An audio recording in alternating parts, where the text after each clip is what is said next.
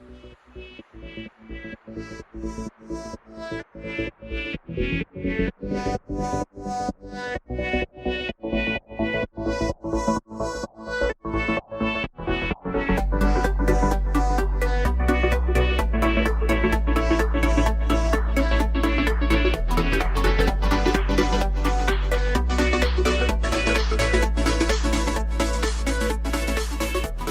to the XAT Podcast.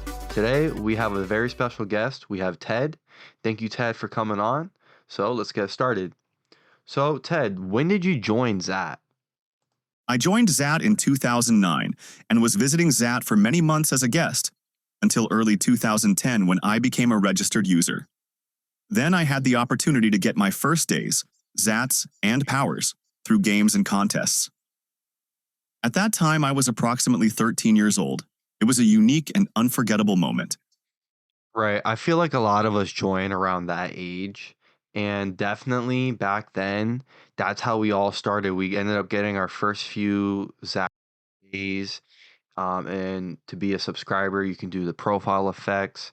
And it just got us into the system of buying powers or getting powers.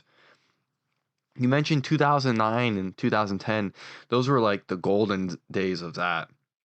Lots of people were online. That's crazy. So, what chats did you hang out at back then?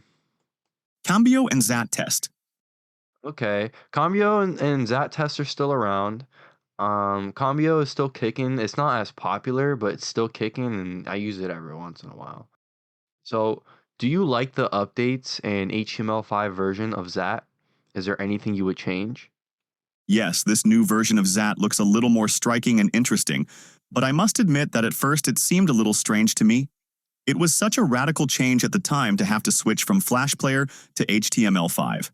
And about changing something, I don't think so. For the moment, this is going very well. It is going well, but I feel like obviously the progress is very slow, and that's because it's ran off of volunteer work. There's a lot of features, the games and stuff. I know they brought back some games recently, but things are taking a very long time. Um, and of course, we had to move on from Flash because HTML5 is definitely the new wave. Rest in peace, Flash. So, how many IDs and short names do you have in your collection? I currently have 24 epic and rare IDs. I also have 25 IDs with a good pattern, and 22 normal IDs that help me save future short names. In total, there are 71 IDs. I officially have 42 short names at the moment in honor of the admin XAT. 42. Okay, interesting. So, that is a lot of accounts, a lot of short names, and a lot of IDs. So it's interesting that you have it as 42 short names as the admin 42, but that's a lot of emails, man. And that's a lot of accounts and emails and a lot of stuff to keep track of. So what was the most expensive ID you've sold? The most expensive ID I sold was the ID, $19.99, many years ago. Okay, that's interesting. Um, and what are some old memories from back then, either on XAT 5 or an old auction? When they released the GameBot games, Match Race, Snake Race, and Zwack.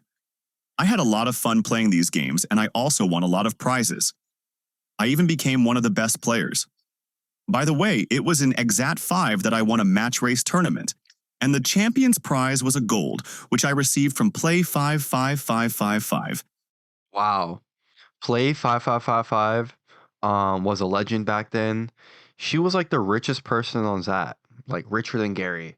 Um, and Ply was giving out powers like crazy. I actually also got gold for free from Ply.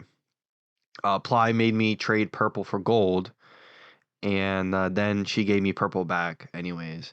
And this happened on Zat 5, so that's a really cool memory. Thanks for sharing that. I also remember that in 2017, I only bought one rare ID, 200 million 2, at auction because I didn't have enough concentration on the others. Okay, well that's interesting. That's very specific too. Um, 2 million and two. That's a really cool idea. So, do you wish there were more power auctions?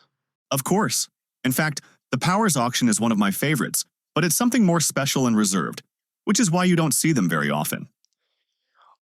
I don't even know if we will see another power auction again because it just fluctuates the market when they release limited powers. I don't think they can add 666 on auction, and they've done gold so many times. I don't even know if it would help because it would just fluctuate the market and bring down the price. Which chat is your favorite and why? Loja and Trade, because they were the places where I met XAT digital trading, which was and still is my favorite hobby. Think we all know that's your favorite hobby. And it's a lot of people's favorite hobbies that use that. There's a lot of people on trade still. Loja, small marketplace for IDs, but maybe in the future that will pick up and there will be a bigger marketplace for IDs. Some people say your IDs are overpriced. What do you have to say about that? Look, to be honest, I have a high value basic concept about IDs. For me, epic or rare IDs that are brand new have total value based on the number and digits which I frequently resell, new IDs. A registered ID will often never cost the same as a new one. Okay. So you're saying just because it was never used, it has to cost a lot more. Um, but I personally believe that just because an ID was never registered or used, sure, it can cost a little more, but it shouldn't be that much more than a used version of it, personally. So is the ID market thriving or is it dying? I could never say it's dying, because one way or another I always sell IDs at any time. Although currently there is a lot of supply and little demand, there is always a time for everything. Okay, that's a good way to put it. It's not dying, but it's small. Do you have anything about Zat you'd like to mention? Xat is the best place in the world to have fun, enjoy, and have a good time. Cool. All right. And do you have any words for the community? Simply let them be happy and enjoy every little special moment with their families and friends. And that we must always be grateful to God for each day of life. Okay, cool. Well, thank you for being on the Xat podcast, Ted, and thank you to everyone that's listening and made it this far. I'll catch you in the next one.